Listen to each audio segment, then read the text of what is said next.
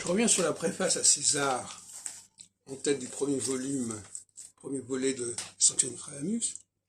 Là, nous avons la première édition, une édition de 1983, par Ben Azra, à partir de l'exemplaire de la bibliothèque d'Albi, où il avait découvert un exemplaire du premier volet des Centuries, mais qu'il avait à tort authentifié, alors qu'en réalité, ce premier volet, c'est une contrefaçon antidatée. Enfin, c'est un autre problème.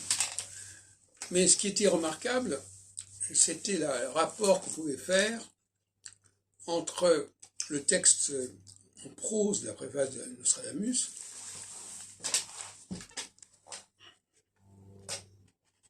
et les premiers quatrains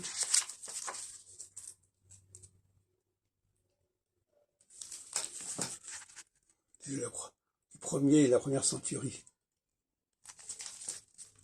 Il y avait visiblement une similitude.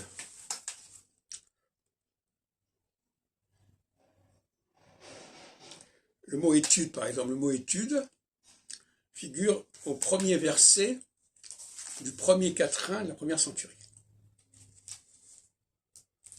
Or,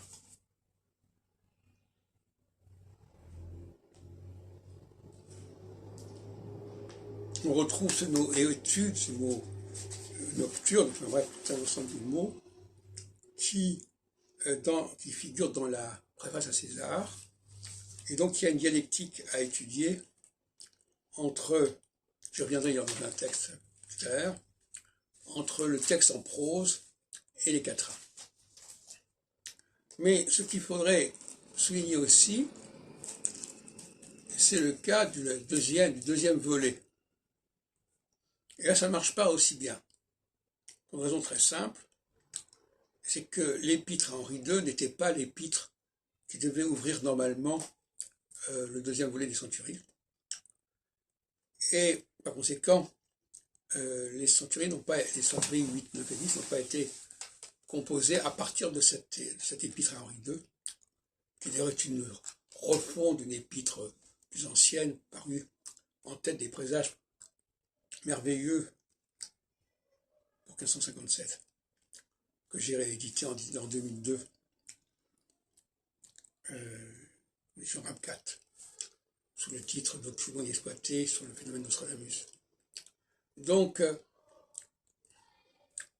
cette dialectique entre la préface et les Centuries fonctionne à peu près bien pour le premier volet, parce que ça a été conçu comme ça, mais ça fonctionne beaucoup moins bien pour le deuxième volet, ou si on préfère, si on remplace l'épître à Henri II par une épître au pape Pie IV,